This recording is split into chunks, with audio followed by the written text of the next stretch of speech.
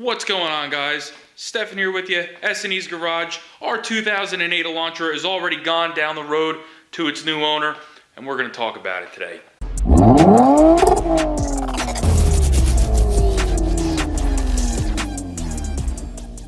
Alright guys, so like I just said, the Elantra's gone already. And there she goes, onto her new owner. I listed it up for $3,500 firm, put some pictures of it, and it was not up for any more than 16 hours. The first person that came to look at it took it home. They didn't try to negotiate the price with me. They didn't try to haggle. They had actually told me that they had looked at 8 or 9 different cars, and mine was the cleanest car that they looked at. So we're going to talk about that. We're going to talk about what I had into the car, what we sold the car for, and basically I kind of want to explain how you should be flipping cars and what you should expect to be making per car. So let's go over and look at the paperwork. So I'm going to be completely transparent throughout the whole process of me flipping cars. I'm not going to hide what I paid for the car. I'm going to tell you. I'm not going to hide what we paid for parts. I'm going to tell you, and I'm going to tell you what we made and how much we made. That's kind of my goal here, is to be completely transparent. So you guys, if you want to decide to start going to flip cars, you kind of know what you're dealing with. Now, the hardest part, the absolute hardest part of flipping cars is finding a decent car for the right price.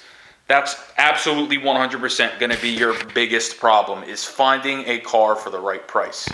Now, when I flip cars, I don't like looking for cars that have major problems, like head gaskets, engine failures, transmissions, things like that. I'm not equipped in this garage right now to be doing big repairs like that. I look for cars with, maybe bad radiator, needs brakes, seized calipers. Usually you'll find people that their car needs a bunch of little things, and it adds up. If you're paying a shop to do it, if your car needs brakes, a radiator, some tires, and I don't know, whatever else, it could cost upwards of $1,500, $2,000, and at that point, sometimes the car isn't worth it to them. So those are the kind of cars that I look for.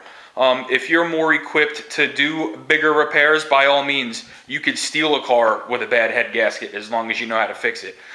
So here we have our bills for this car.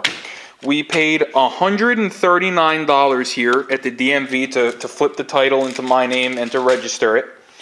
We paid $38.37 for the 3 belts, so the 2 accessory belts and the timing belt.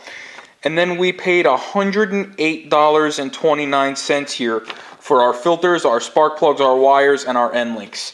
So that put us at $286.29 in parts to fix this car. I spent about $70 on that ozone generator to get rid of the cigarette smell. I'm not going to include that in this breakdown because I am going to use that on future cars, so that is something that's good to have. Now, we bought the car for $1,000.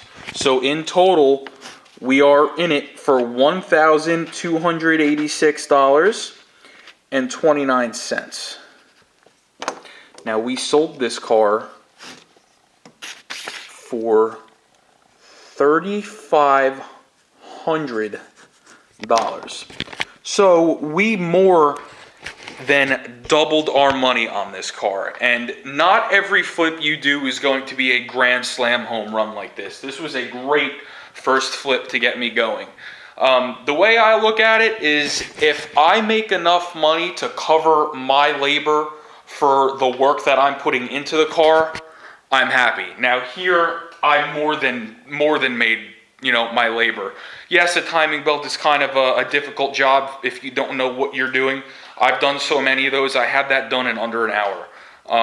In a dealership, I would have, that's a 3.5-hour job. I would have, like I said, 1 hour, it was done.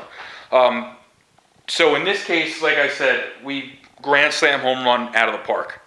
So I just did the math here, and this is exactly how much we ended up making. $2,213.71, and I just realized that that's backwards. I'm an absolute idiot. So I'm glad I just read that to you. So what is our plan now? We're going to take our $3,500 and we're going to go buy another car. and we're going to see what we can do. And I'm going to take you guys with me. We're going to go find a car. We're going to buy it. We're going to bring it back to the garage, and we're going to do the same thing. We're going to check the car out. We're going to repair whatever needs to be repaired, replace whatever needs to be replaced, and we're going to list it again and see what we come up with. Now, like I said, unless I'm super lucky, the next car might not be a grand slam. We might only make $500-600, but that's $500-600 in the bank. If we can get it, like I said, to cover our labor, we're good.